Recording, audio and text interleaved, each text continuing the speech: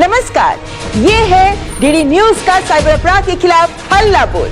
आपके साथ मैं हूं ममता चोपड़ा।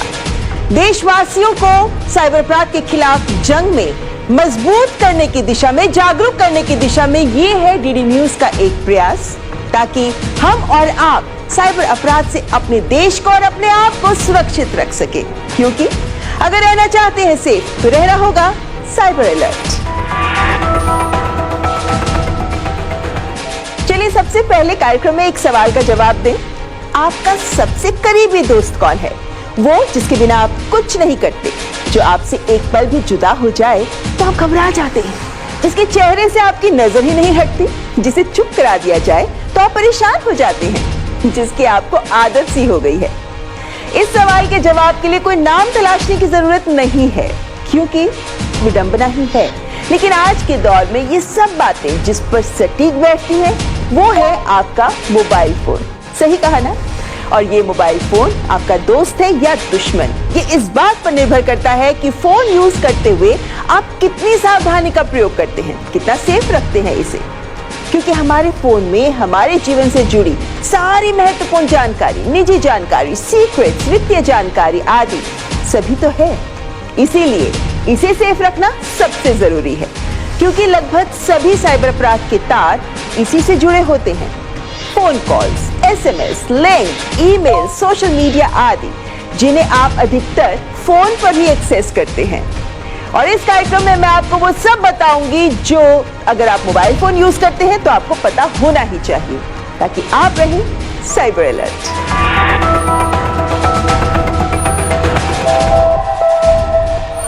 चलिए सबसे पहले बात कि अगर आपका फोन चोरी या फिर गुम हो जाए।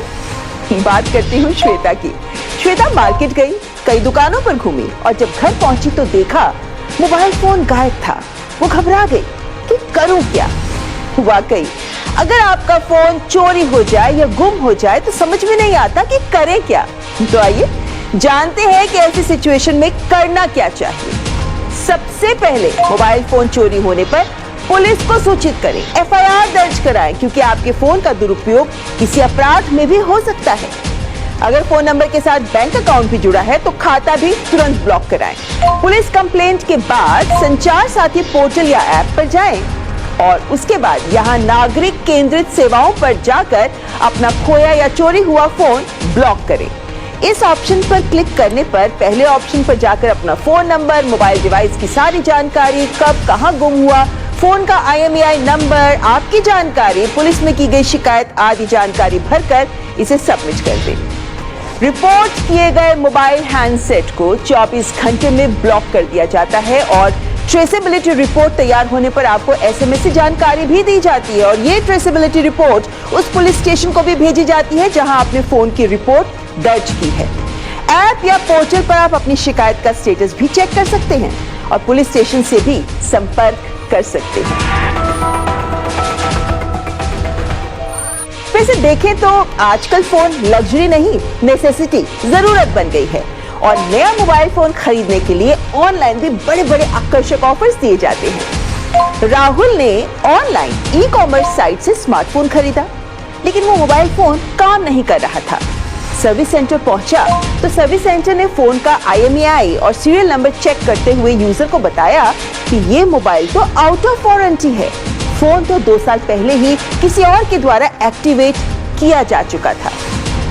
आप ऐसी सिचुएशन या कहूं धोखे से बच सकते हैं। जब आप मोबाइल फोन खरीदें तो उसका IMEI नंबर सबसे पहले जांच लें। IMEI मतलब international mobile equipment identity number. अपने फोन का IMEI जानने के लिए या तो आप अपने फोन की सेटिंग्स में जाकर इसको देख सकते हैं या फिर बहुत सिंपल है, अपने फोन पर *#06# ये डायल करें, तुरंत जानकारी आपके सामने होगी।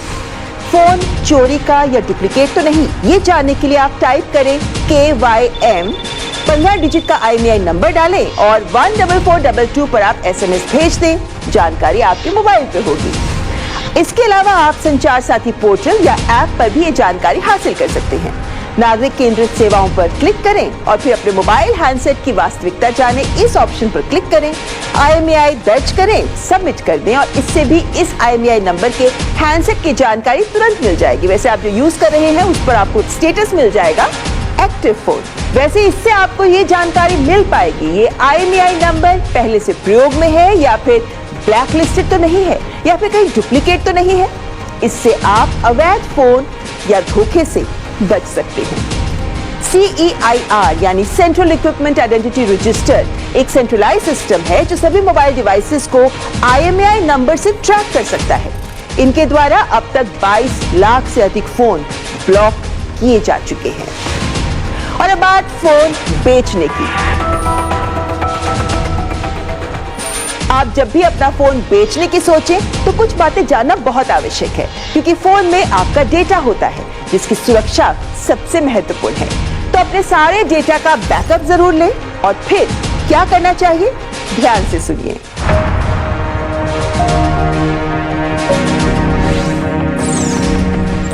यदि आप फोन किसी और को देना चाहते हैं तो आप सिर्फ एक बार फॉर्मेट करके दे देंगे, वो भी रिस्क है। मल्टीपल टाइम फॉर्मेट कीजिए। कई सारे क्लीनअप एप्लीकेशंस भी आती हैं जो उसको प्रॉपरली रीसेट कर देंगे। कुछ नहीं तो एप्लीकेशन इंस्टॉल करके रिकवर करके भी दे सकते हैं। तो बहुत सारे डेटा रिकवरी टूल्स आते हैं जो चला के आप देखें कुछ भी रिकवर हो रहा है नहीं हो रहा, and then it will be assured. Hard disk के सिम भी ये प्रॉब्लम है, जो हार्ड डिस्क आप या पेन ड्राइव आप भूल जाते हैं उसमें डेटा है, क्योंकि इन सारी डिवाइसेस से डेटा रिकवर हो सकता है। और भले ही आपने वन टाइम फॉर्मेट भी किया होगा तब भी हो सकता है कुछ परसेंटेज ऑफ डेटा। तो इस वजह से क्लीनअप प्रोसेस पूरी तरह फॉलो करना बहुत ज़रूरी है। आईफोन वगैरह में आसान है, उसमें एक ऑप्शन होता है जिससे दोबारा फिर कभी कोई रिकवर होगा ही नहीं।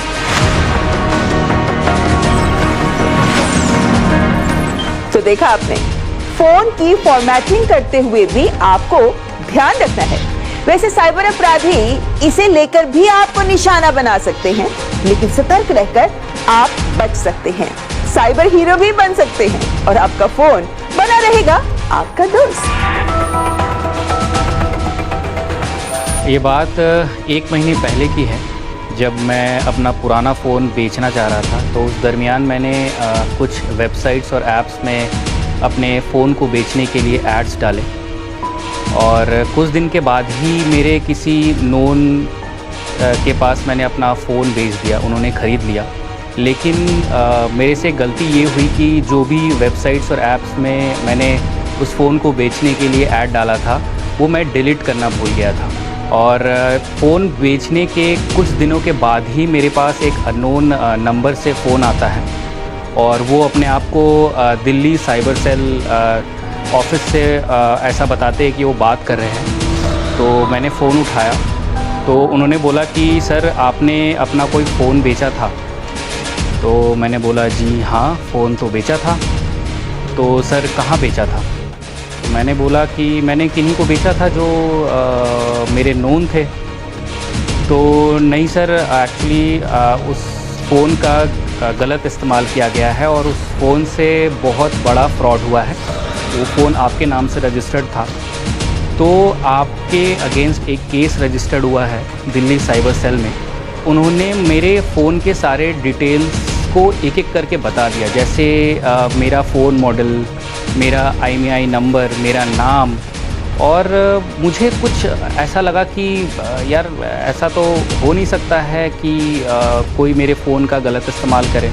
तभी मैंने सोचा कि चलो हो सकता है 1% भी कि मे बी फ़ोन कहीं चोरी हो गया हो या गिर गया हो तो किसी ने उसका गलत इस्तेमाल कर लिया हो।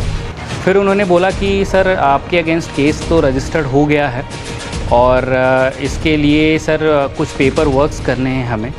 तो आपको एक तो आपको sir Delhi cyber cell police station आना होगा या फिर हम इसकी कार्रवाई ऑनलाइन भी कर सकते हैं जिससे आपको कोई परेशानी नहीं होगी। मैंने बोला ठीक है। फिर एक्चुअली उन्होंने फिर कुछ ऐसी बात की जैसे कि आपको सर आपकी कुछ निजी जानकारी हमारे साथ शेयर करनी होगी। और वो जानकारी ऐसी थी जैसे कोई एक ऐसी निजी जानकारी जैसे OTP, आपके आपकी कुछ पर्सनल डिटेल्स वो आप किसी के साथ साझा नहीं करते, लेकिन वो तब भी उस कॉल के दौरान बोल रहे थे कि सर आपको ये डिटेल्स शेयर करने होंगे, आपको अपने UPI नंबर बताना होगा, आपको हम OTP भेजेंगे, वो OTP आपको देना होगा। मुझे फिर शक हुआ इस टाइम जब उन्होंने इसके लिए OTP की मांग की और मेरी UPI ID की मांग की। मैंने उनको कहा कि मैं तो OTP आपके साथ शेयर नहीं कर सकता, तो एक काम करता हूँ कि मैं ना सीधा साइबर सेल ऑफिस में ही आ जाता हूँ दिल्ली में ही, क्योंकि मैं दिल्ली में ही रह रहा हूँ। तो फिर जब क्योंकि उन्होंने फिर बाद में मुझसे कहा कि सर आप क्यों प्रॉब्लम में, मतलब आप क्यों आएंगे जाएंगे, आपका टाइम वेस्ट होगा, मैं सारी चीज़ें ऑनलाइन ही कर दूँगा। लेकिन मुझे उस टाइम पता चल गया था कि नहीं, मेरे साथ ये फ्रॉड हो रहा है, कोई फ्रॉडस्टर ही है मेरे साथ जो ये काम कर रहा है। तो मैंने बोला कि नहीं, मैं OTP तो शेयर नहीं करूँगा, मैं एक काम करता हूँ, आप मुझे ऑफिस का एड्रेस दे दीजिए साइबर सेल का, मैं सीधा वहाँ पे ही आता हूँ। तो फिर अचानक से वो फ़ोन उन्होंने काट दिया। फिर मैंने दोबारा मिलाने की कोशिश की तो उन्होंने फिर फ़ोन उठाया नहीं। तो फिर मैं उस समय मुझे लगा कि मैं बहुत बड़े फ्रॉड का शिकार होते होते बच गया, क्योंकि मैं इन सब चीज़ों से सतर्क था कि OTP आपको साझा नहीं करनी, आपको अपनी निजी जानकारी किसी के साथ भी शेयर नहीं करनी है। ये जानना लोगों को बहुत ज़रूरी है कि सबसे पहले तो ज़ीरो ट्रस्ट मॉडल फॉलो करें। कि मैं पुलिस से बोल रहा हूँ, RTO से बोल रहा हूँ, पासपोर्ट ऑफिस से बोल रहा हूँ, किसी हॉस्पिटल से बोल रहा हूँ, आप नहीं ट्रस्ट कर सकते। वो आपको डरा के, धमका के, लालच देकर, कंफ्यूज करके कुछ गड़बड़ करा दे, बिकॉज यू आर ट्रस्टिंग। तो देखा आपने, सतर्कता में ही समझदारी है। यहाँ पर कार्यक्रम में रुकेंगे एक ब्रेक के लिए, लेकिन ब्रेक के बाद मैं आपको बताऊंगी कि कैसे जाने कि आपके नाम पर कोई अवैध सिम तो नहीं है। आप देखते रहे साइबर अलर्ट।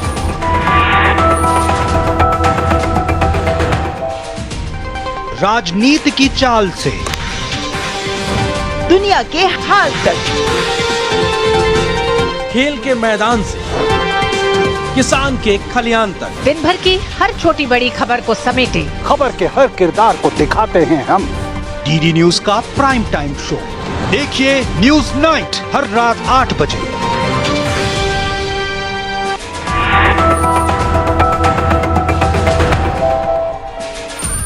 ब्रेक के बाद आपका स्वागत। आप देख रहे हैं साइबर अलर्ट। अच्छा, एक बात बताएं, क्या आप जानते हैं कि कोई व्यक्ति अपने नाम पर कितने सिम ले सकता है? अमूमन हमारे पास 1 या 2 सिम ही होते हैं, लेकिन कोई व्यक्ति अपने नाम पर अधिकतम 9 सिम तक ले सकता है। हालांकि जम्मू कश्मीर, असम और पूर्वोत्तर के राज्यों में ये सीमा 6 सिम की है। लेकिन क्या आप जानते हैं कि आपके नाम पर दरअसल कितने सिम इशूड हैं? ये जानना जरूरी है कि कहीं आपके नाम पर कोई और सिम काम तो नहीं कर रहा जिसका यूज अवैध काम में किया जा रहा हो। और ये जानना बहुत आसान है। संचार साथी पोर्टल या ऐप पर इस विकल्प पर जाएं, अपना फोन नंबर डालें और वेरीफाई होने पर आपके नाम पर जितने सिम हैं, ये जानकारी सामने आ जाएगी। यदि कोई नंबर आपका नहीं है तो आप उसे तुरंत विकल्प चुनकर इस नंबर को बंद कर सकते हैं, क्योंकि आपके नाम पर अवैध सिम यानी मुश्किल में पड़ सकते हैं आप। इसे तुरंत बंद कर दें और साथ ही 1930 पर कॉल कर शिकायत भी दर्ज करें। ये फोन बहुत काम का होता है, लेकिन स्मार्ट यूजर बनना भी तो जरूरी है ना। आजकल फोन पर लगभग हर किसी को कभी ना कभी धोखाधड़ी वाले साइबर अपराध, वित्तीय फ्रॉड के उद्देश्य से किए गए SMS कॉल्स या WhatsApp मैसेजेस मिलते ही हैं। अगर आप इनकी रिपोर्ट करते हैं तो जांच एजेंसियों को भी मदद मिलती है। उन्हें पता चल पाता है कि क्या तरीके अपना रहे हैं ये साइबर अपराधी, और रिपोर्ट करना भी आसान है। संचार साथी पोर्टल या मोबाइल पर ही ऐप पर सिटीजन सेंट्रिक सर्विसेज में चक्षु पर जाएं। फ्रॉड संदेश से संबंधित जानकारी दें, यानी कैसे मिला कॉल, SMS या WhatsApp पर कैसे मिला ये फ्रॉड संदेश, किस विषय पर है ये, यानी KYC, loan, investment, job scam, fake CBI police बनकर कॉल की गई आदि। ये तमाम जानकारी देकर इसकी रिपोर्ट आप कर सकते हैं। आपकी जागरूकता से ऐसे संदेशों पर नकेल कसने में मदद मिलेगी और आपका फोन सबके लिए साबित होगा अच्छा दोस्त। और हम सब जानते ही हैं कि हमें ठगने के लिए फोन कॉल का प्रयोग करते हुए ये स्कैमर्स कॉल स्पूफिंग करते हैं। मतलब कॉलर ID को बदलकर किसी और नंबर से कॉल करना, यानी जो नंबर दिखता है वो असल में होता नहीं है।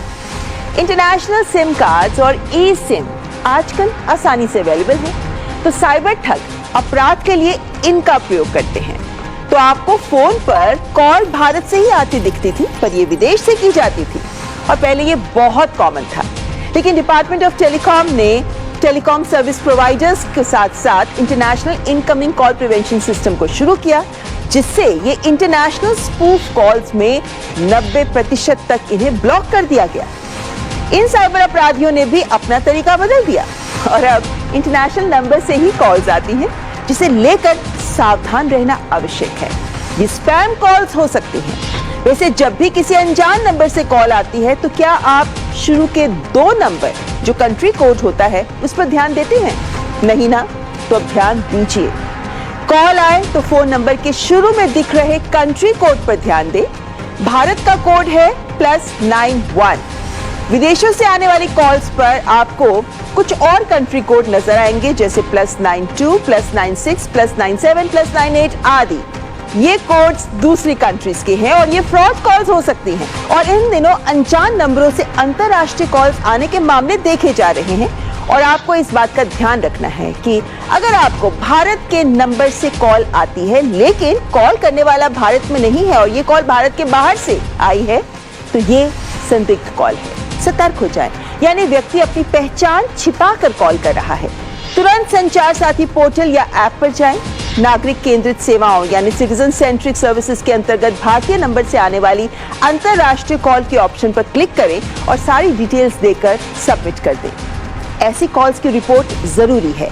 आपके रिपोर्ट के आधार पर ट्राई ये पता लगाता है कि कोई अवैध इलीगल दूरसंचार एक्सचेंज तो काम नहीं कर रहा, और यदि ऐसा है तो आवश्यक कार्रवाई की जाती है।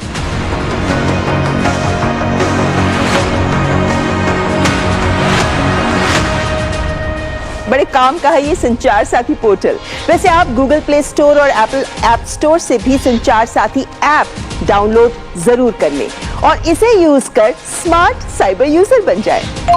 जब भी आपको कोई स्पैम कॉल आए तो उसे काटने के साथ ही हर बार उसे ब्लॉक भी जरूर करें, ताकि वो आपको दोबारा परेशान ना करे।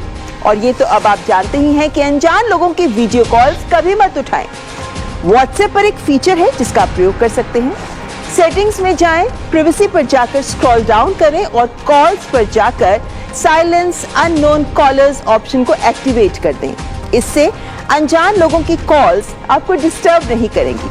हालांकि ये कॉल्स टैब या नोटिफिकेशंस में आपको दिख जाएंगी। आपका भी जब फोन बजता है तो बहुत बार ऐसी कॉल्स आती होंगी ना, मार्केटिंग या प्रमोशनल कॉल्स। सर प्रॉपर्टी देख रहे हैं, क्रेडिट कार्ड लेना चाहेंगे, कोई चार्जेस नहीं है, और इस तरह की कॉल से आप भी परेशान होते होंगे। तो बस एक काम जरूर करिए, डू नॉट डिस्टर्ब ऐप पर अपना मोबाइल नंबर अवश्य रजिस्टर कर लें। ट्राई ने इस ऐप का लेटेस्ट वर्जन दिया है, ट्राई DND 3.0, जो बेहतर काम कर रहा है। तो यदि आपको कोई स्पैम कॉल्स आती हैं तो आप इसमें अपने सर्विस प्रोवाइडर की शिकायत भी कर सकते हैं। ये ऐप आपकी कॉन्टैक्ट लिस्ट की परमिशन जरूर मांगेगा, ताकि आपके सेव किए गए नंबर्स और अनजान मार्केटिंग कॉल्स के बीच में फर्क कर सके। और फोन को लेकर एक और बात जिस पर ध्यान जरूर दें।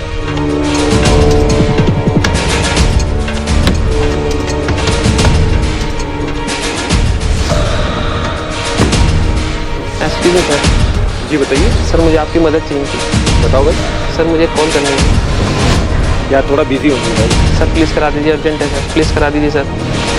चलिए ठीक है। अर्जेंट है sir. Thank you sir.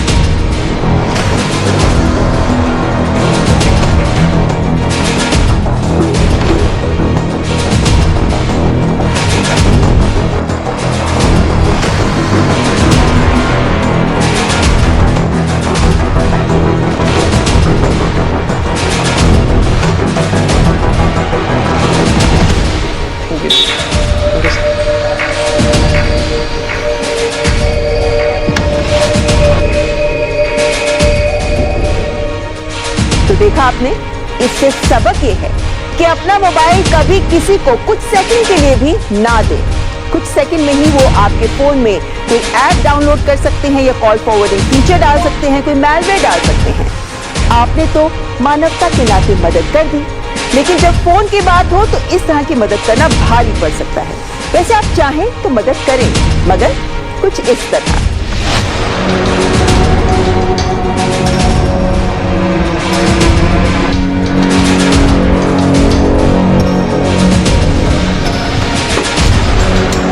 Excuse me sir. जी बताइए। सर मुझे एक कॉल करा सकते हैं, मेरे फ़ोन की बैटरी डाउन हो गई है। यार अभी तो मैं बिजी हूँ यार, सॉरी। सर प्लीज़ सर करा दीजिए सर, अर्जेंट है सर, प्लीज़ सर। चलिए ठीक है, ज़्यादा टाइम ना लेना। बताइए नंबर। सर मैं कर लूँगा सर। बताइए नंबर, आपको बात करनी है, बताइए। सर मैं कर लूँगा सर। कोई बात नहीं, आप बताइए ना, आपको बात करनी है, मैं करा रहा हूँ। 8743।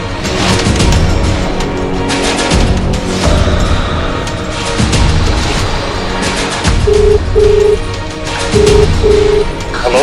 हेलो, मैं नसीम बोल रहा हूँ। मैं आपको कॉल नहीं कर पाया, मेरा फ़ोन स्विच ऑफ हो गया था, तो फ़ोन चार्ज करके कहीं से, तो मैं आप फिर बात करूँगा आपसे। Thank you sir. Thank you sir, thank you sir.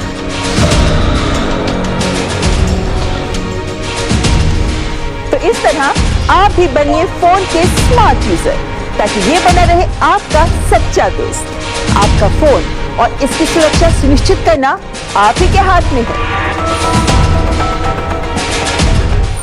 बस एक बात बताएं, क्या आप भी अपने ऐप्स, सॉफ्टवेयर, ब्राउजर आदि को अपडेट करने में देरी करते हैं?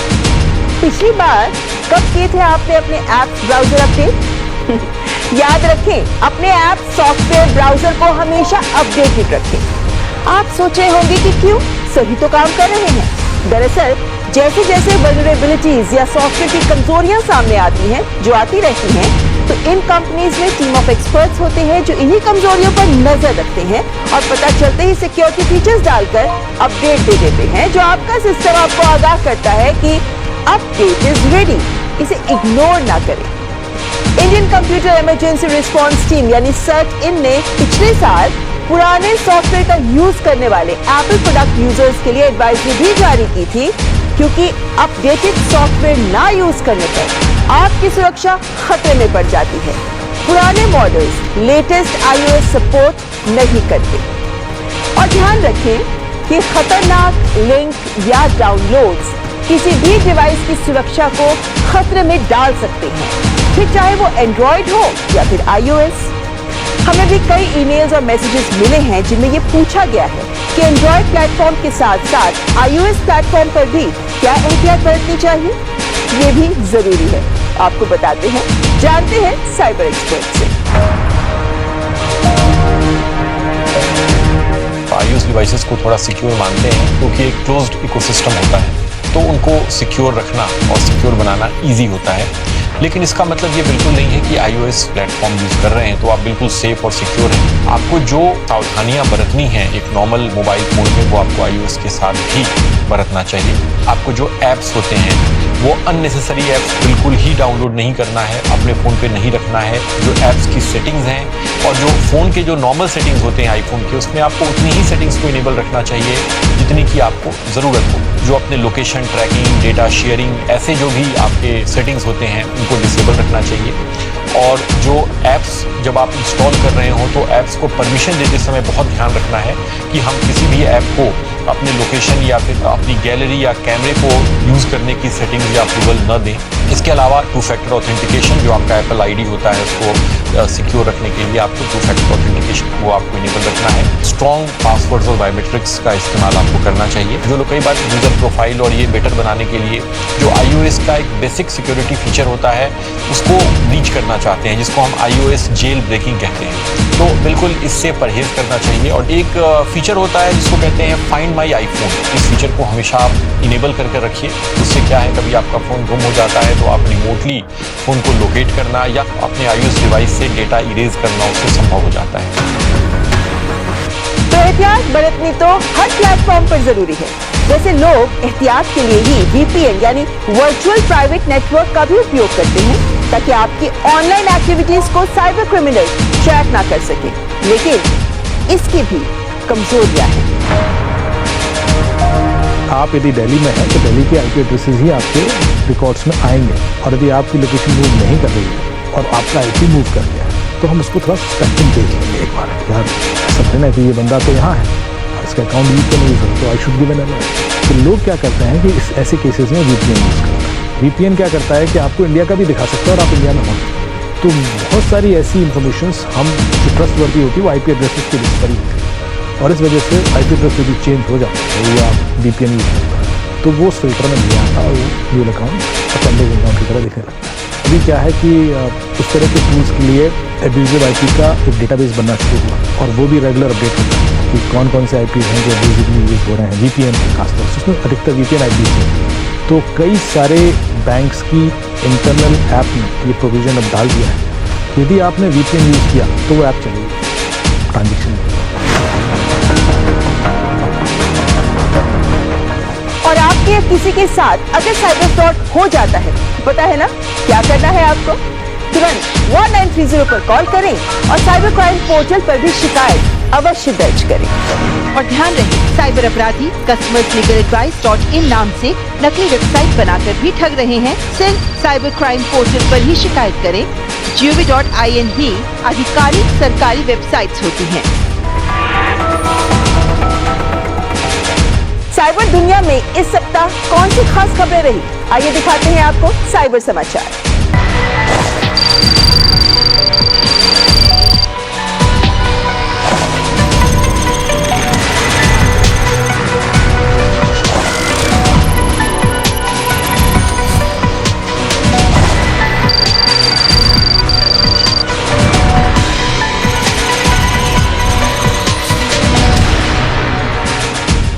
इस कार्यक्रम में हमने आपको फोन को लेकर जो एहतियात बरती जानी चाहिए उन सब के बारे में बताया।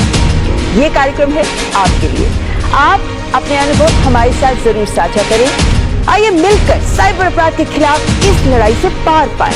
हमारा ईमेल जानते हैं ना, cyberalert.ednews@gmail.com। और अब आप OTT प्लेटफॉर्म वेव्स पर भी साइबर अलर्ट के सारे एपिसोड्स देख सकते हैं और सोशल मीडिया पर भी #CyberAlertWithEDNews पर आप हमें फॉलो कर सकते हैं। प्रतिदिन हजारों लोगों के साथ